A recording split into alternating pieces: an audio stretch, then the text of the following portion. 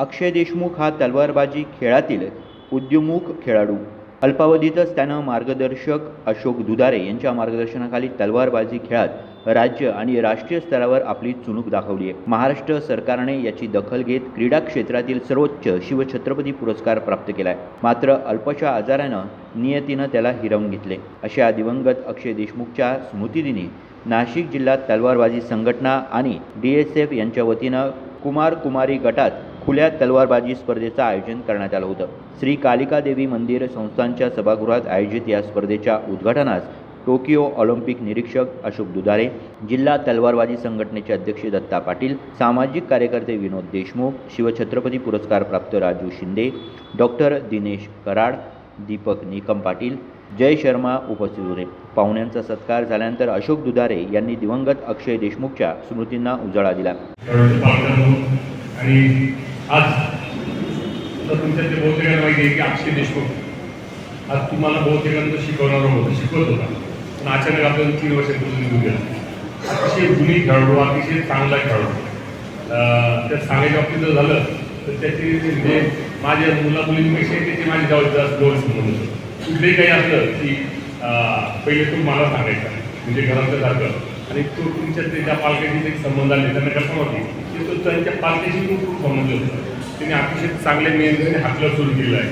हा जो कालिका मंदिरचा क्लब आहे हे अक्षय देशमुखने सुरुवात केलेली आहे. आणि त्यामुळेच 3 वर्षापूर्वी तो निवड करत आला, त्यामुळे त्याच्यात तो गेला. ते अतिशय दुःखद घटना घडली. तो अतिशय चांगला गुणी खेळाडू होता, अतिशय चांगला प्रशिक्षक होता. काळाला लागत नाही म्हणून त्याच्या स्मृतीनंतर आपण ही जिल्हास्तरीय स्पर्धा घेतलेली आहे. त्याची प्रेरणा घेऊन आपल्यालाही छत्रपती पुरस्कार मिळाले, नॅशनल मेडल द्यायचे, इतर आंतरराष्ट्रीय पदक, आंतरराष्ट्रीय स्पर्धेतसुद्धा सहभागी झालेला होता. आणि त्या क्रीडेला पदक नाही मिळालं, परंतु अतिशय गुणी खेळाडू होता. एकही प्रकारचा खेळायचा. सुरुवातीला तो तुमच्यापेक्षाही लहान असताना बालपणापासून तो माझ्याकडे होता. यानंतर दत्ता पाटील आणि विनोद देशमुख यांनी खेळाडूंना मार्गदर्शन केलं.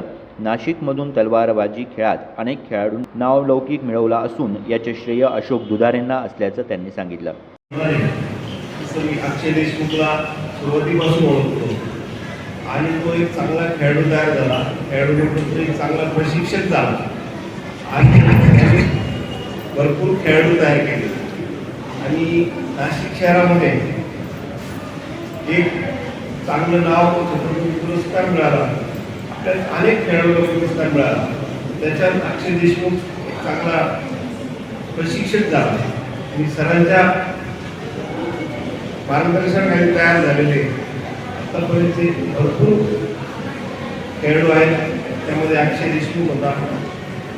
त्याच्या प्रेरणा दिवस आपण दरवर्षी अशी स्पर्धा घेत राहणार आहोत आणि त्याचं स्मरण करण्यासाठी स्पर्धा आयोजित केली. ग्रेस मार्क पकडले जातात ते या खेळाच्या माध्यमातून असतात.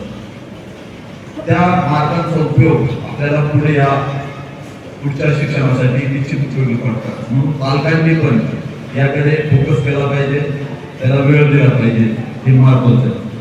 अशा परिस्थितीमध्ये मी दुधारे सर आणि पाटील साहेबांचं खरोखर अभिनंदन आणि आभार मानेन, धन्यवाद देईल त्यांना की दोघांनाही भरपूर मोठी कामं आहे, पण तरी त्यातून वेळ देऊन समाजासाठी आपलं काहीतरी कर्तव्य दाखवून म्हणजे त्याची काहीतरी आपलं देणं आहे ही भूमिका त्यांच्या मनात असल्याने एक सामाजिक कार्य म्हणून ते वेळोवेळी सर्वांना एकत्र आणून आणि अशा प्रकारचे उपक्रम राबवतात.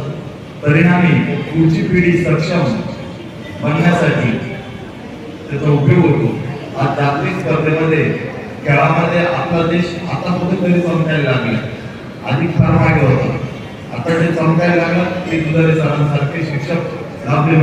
यानंतर उपस्थितांच्या हस्ते स्पर्धेला प्रारंभ झाला. विविध शाळांमधील खेळाडू स्पर्धेत सहभागी झाले होते. या प्रसंगी अविनाश वाघ, राहुल पडोळ, भूषण बटाटे, प्रसाद परदेशी, शैलेश रकिबे उपस्थित होते. मनोहर गायकवाड, दिशा न्यूज, नाशिक.